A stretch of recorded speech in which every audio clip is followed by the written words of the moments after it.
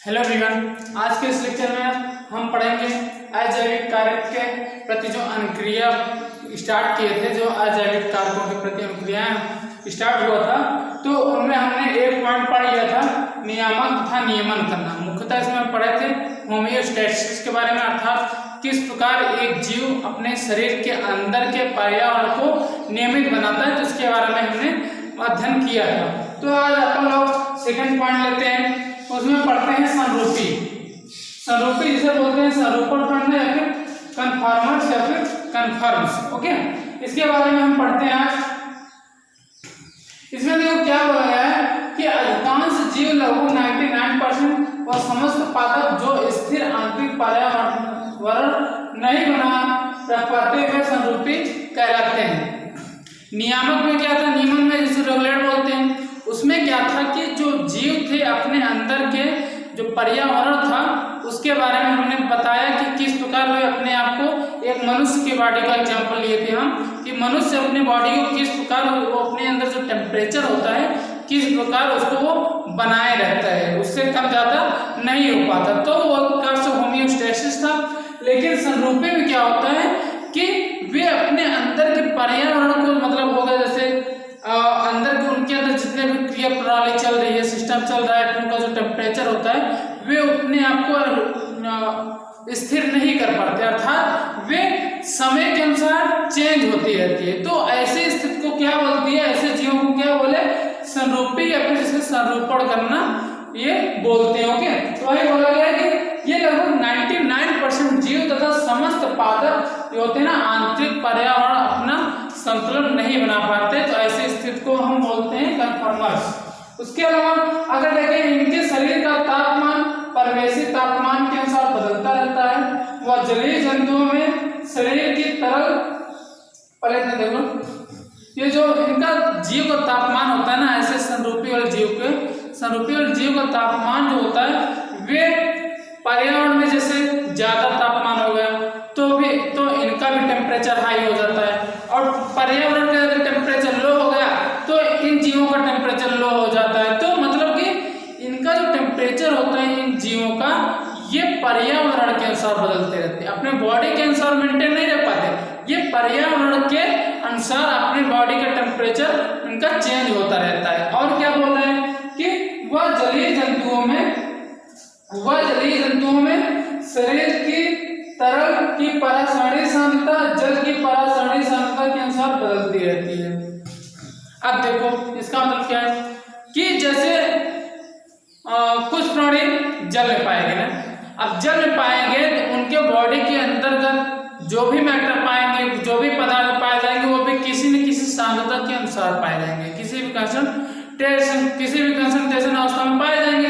तो जलीय अवस्था में क्या होता है कि जैसे जैसे पर्यावरण बदलता है और यदि जल की परासरणी सांद्रता बदल गई तो उनकी भी सांद्रता अपने आप बदल जाएगी। मतलब कि वो अपने आप को इससे नहीं कर पाते कि नहीं हमारी परासरणी सांद्रता ऐसे ही रहेगी चाहे बाहर का सांद्रता कुछ भी हो, लेकिन नहीं, ये क्या होता है कि इनकी भी सांद्रता चेंज हो जाती है, किसके अनुसार, बाहरी वातावरण के अनुसार। तो ये हो गया हमारा टॉपिक संरूपी और संरूपण करना, समझ में आया ना।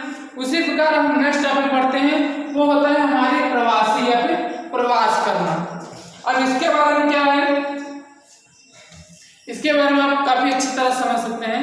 पहले तो इसकी डिफिनेशन देख लेते हैं, क्या कहना चाहता है। डिफिनेशन में क्या बोला गया, जीव दबावपूर्ण, ये लिखा गया दबावपूर्ण, प्रेशर पूर्वक, जीव दबावपूर्ण आवास से अस्थायी रूप से अधिक अनुकूल क्षेत्र में चला जाए और दबाव भरी अवधि में की समाप्ति पर वापस लौट आए, ये बोलते हैं प्रवासी।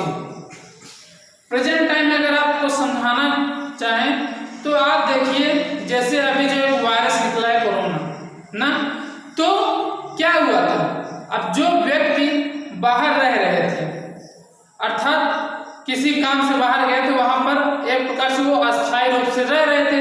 लेकिन इस संकट की वजह से कि कहीं हमें भी इस वायरस से ग्रसित न हो जाए, तो उस स्थिति में वो वहां से, मान लो वो कहीं अगर दिल्ली में रह रहे हैं ना, तो वो दिल्ली से कहाँ ट्रांसफर हो गए, अभी दिल्ली हो गया, वे अपने गांव कितने दिनों के लिए? कि जब तक ये कोरोना समाप्त नहीं हो जाता। अर्थात वही ये बोलना चाहता है कि दबावपूर्ण स्थिति में ये यहाँ पर क्या हो गया था, ये दिल्ली में रह रहे थे तो उस आदमी को क्या हो गया था कि दबावपूर्ण, अपने आप को दबावपूर्ण महसूस कर रहे थे। यहाँ पर मुझे जैसे जेल में बंद हो गए हैं, या फिर मुझे डर है कि कहीं मैं भी ग्रसित ना हो जाऊं, या फिर कुछ भी हो सकता है। तो एक प्रकार से उनके ऊपर एक प्रेशर था। तो उस स्थिति में क्या हुआ, वे अपने आप को अनुकूल पाने के लिए, अपने आप को बचाने के लिए वे वहां से प्रवास कर गए, अर्थात स्थगित कर गए, वहां से ट्रांसफर हो गए। कहां पर? अपने गांव लौट आए ना। तो ये जो उनका गांव है वो एक प्रकार से उनका अस्थायी है, क्योंकि वो परमानेंट कहाँ रह रहे हैं, ये यहाँ पर है। तो ये जो ये दिल्ली होगा उनका अस्थायी परमानेंट होगा, और ये जो गांव है वो अस्थायी, ये परमानेंट नहीं है, क्योंकि ये यहाँ पर ज्यादा नहीं रहते। उनका मेन अड्डा कहाँ पर है, इनका मेन स्थान कहाँ है, वे है दिल्ली। तो वे संकटपूर्ण समय में चले आए अपने गांव। तो ये वही बताना चाहता है प्रवास करना में कि जब कोई जीव अपने आप के ऊपर कोई दबाव महसूस करता है, अपने आप को पर्यावरण के प्रति अनुकूल नहीं बना पाता, तो उस स्थिति में वो अपने अनुकूलनशीलता के अनुसार अपने जिस वातावरण में वो रहना चाहता है वो उसकी खोज में वे दूसरे स्थानों पर चला जाता है। अब मान लो कोई जीव है वो ठंड प्रदेशों में रहना चाहता है, किसमें? ठंड प्रदेशों में रहना चाहता है, लेकिन अब वहां पर ग्रीष्म ऋतु पड़ने लगी। तो अब ग्रीष्म ऋतु पड़ने के कारण वो अपने आप को वहां पर ढाल नहीं पा रहा, अपने आप को वहां अनुकूल नहीं कर पा रहा है, उसे जीने में प्रॉब्लम हो रहा था, तो उसको अपना जीवन व्यतीत करने में बहुत सारी कठिनाइयां व्यतीत करनी पड़े। तो उस स्थिति में वो जीव क्या करता है, वो उस ग्रीष्म ऋतु से चला जाता है अपने अनुकूलनशीलता अर्थात ठंड प्रदेशों में चला जाता है, ताकि वो वहां पर अपनी अनुकूलनशीलता को बढ़ा सके और वहां पर सर्वाइव कर सके। आई बात समझ में? जैसे पक्षी आप देखे होंगे कि साइबेरिया एक पक्षी है जो कि भारत में प्रत्येक वर्ष शीत ऋतु में आती है। ये एक प्रकार से ठंड प्रदेश की प्राणी होती है। शीत ऋतु में साइबेरिया नामक पक्षी होती है वे इंडिया में आती है। ये किस प्रकार कि साइबेरिया में जो होता है ठंड कम जब हो जाती है तो अपने यहाँ ठंड पड़ती है, तो उस स्थिति में साइबेरिया पक्षी अपने यहाँ प्रवास कर जाते हैं, क्योंकि उसे यहाँ पर अनुकूलनशीलता मिलती है, यहाँ पर वो सर्वाइव करता है। और देखो उसके आगे क्या, इसका प्रवास करना का मतलब क्या होगा, ये तो प्रवास करेंगे, यहाँ तक तो ठीक हो गया। लेकिन अब क्या बोल रहे हैं कि जब ये दबावपूर्ण स्थिति जो थी ना, दबावपूर्ण जो स्थिति थी वे पुनः अपनी स्थिति में लौट आती है। अर्थात अब जैसे इस वाले व्यक्ति को यहाँ गांव में आ गया था ना दिल्ली से, तो अब ये जब देखता है कि दिल्ली में पुनः स्थिति सामान्य हो गई, अर्थात कोई भी वायरस नहीं है, तो उस स्थिति में वो आदमी क्या करेगा, फिर यहाँ पर चला जाएगा। तो एक बार देखो यहाँ पर आया, फिर ये वापस चला गया अपने स्थान पर। तो ये होता है हमारा प्रवास करना, अर्थात कोई जीव संकटपूर्ण या फिर दबावपूर्ण स्थिति में वातावरण में रहने के कारण, अपने आप को ढाल ना पाने के कारण वो अपनी अनुकूलनशीलता के पर्यावरण में चला जाता है, जिसे हम प्रवास करना बोलते हैं, तथा पुनः वो सामान्य स्थिति वापस लौट जाने पर, अर्थात वहाँ की स्थिति पुनः यदि सामान्य हो जाती है वो पुनः वहाँ पर वापस लौट जाता है। तो इसे क्या बोलते हैं, प्रवास करना। जैसे कि साइबेरिया पक्षी ठंड शीत ऋतु में आती है हमारे यहाँ, फिर एक निश्चित समय के पश्चात जैसे शीत ऋतु यहाँ पर समाप्त होती है, अर्थात अब यहाँ पर इसे दबावपूर्ण स्थिति उत्पन्न होने लगी है, तो ये यहाँ से पलायन कर जाती है, फिर से अपने घरों में चले जाते हैं। ओके, आगे नहीं बात समझ में। अब यहाँ पर देखो प्रवास करने का कुछ एग्जाम्पल आपको दिए गए हैं। कुछ तो देखो, कुछ प्रवास होते हैं लॉन्ग डिस्टेंस अर्थात लंबी दूरी तक का प्रवास करना, ये तो होते हैं कुछ शॉर्ट डिस्टेंस या फिर पीरियडिक। और एक बात ध्यान देना, ये केवल उसके वातावरण के अनुसार ही नहीं कि ये वातावरण हमारे अनुकूल नहीं है तो हम यहाँ पर नहीं रह सकते, यहाँ पर अन्य कई भी कारक हो सकते हैं।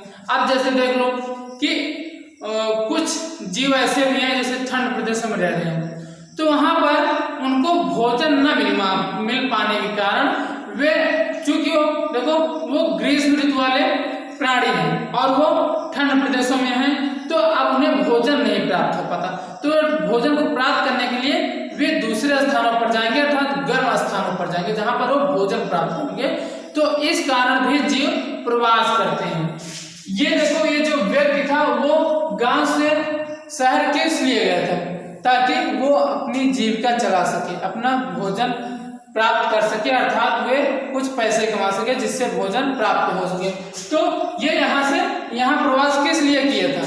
कि वे अपना जीविका चला सके। ओके, आई बात समझ में? ये भी एक प्रकार से तो प्रेशर है कि यदि आपके पास अन्न पानी नहीं होगा तो आप जाहिर सी बात है जगह जगह पर उसकी खोज करेंगे या फिर कुछ कार्य करेंगे दूसरी जगह जाकर ना। तो ये भी एक प्रकार से प्रवास करना होता है। तो उसी में एक आता है लॉन्ग डिस्टेंस, जिसमें एग्जाम्पल होता है एक जीव का आर्कटिक टर्न। इसमें क्या होता है? गर्मी में उत्तरी ध्रुव के समीप घोंसला बनाना। ये जो प्राणी होते हैं, गर्म प्राणी होते हैं, ये गर्मी में उत्तरी ध्रुव के समीप, मतलब कि ये जो गर्मी में रह रहे होते हैं, ये अत्यधिक ठंडी प्रदेश में रहने वाले प्राणी होते हैं। तो ये ध्रुवों के पास चले जाते हैं और वहां पर घोंसला बनाना तथा शरद ऋतु में उत्तर से आर्कटिक की ओर उड़कर पुनः वापस आ जाना। वो एक प्रकार से क्या हुआ? लॉन्ग डिस्टेंस में जो आर्कटिक होता है, लॉन्ग डिस्टेंस का मतलब ये होता है कि लंबी दूरी तक, ये कहीं मान लो 5-10 किलोमीटर नहीं, ये कई हजारों किलोमीटर दूर तक सफर करते हैं और वहां पर प्रवास करते हैं। तो ऐसे जीवों को बोलते हैं लॉन्ग डिस्टेंस वाले प्राणी, से बोलते हैं माइग्रेशन। तो वही बोला गया है कि उड़कर जाना तथा बसंत से उत्तरी ध्रुव वापस आना। ये आपको याद रखना होगा, इसमें कुछ बताया लायक है नहीं। ये इसकी दूरी देखो यहाँ पर कितना है? 70,900 किलोमीटर की दूरी लगभग, ये लॉन्ग डिस्टेंस है, ये भी ध्यान देना। अगर हम शॉर्ट डिस्टेंस की बात करें, ये ज्यादा दूर तक नहीं होती। अब शॉर्ट डिस्टेंस में अगर जीव की बात करें तो उसमें आता है कैरीबाऊ, इल्क एंड व्हेल।